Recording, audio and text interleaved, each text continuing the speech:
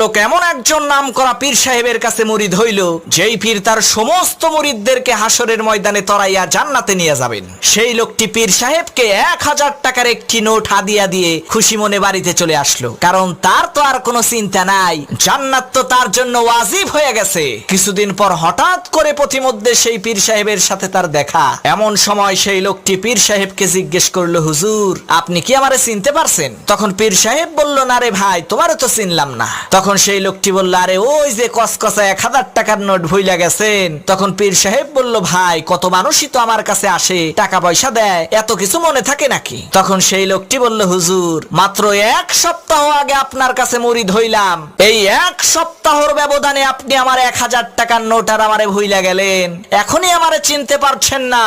তাহলে সেই কাল হাসরের ময়দানে লক্ষ কোটি মানুষের ভিড়ে আপনি আমাকে কেমন করে চিনবেন? না চিনলে জান্নাতে নিয়ে যাবেন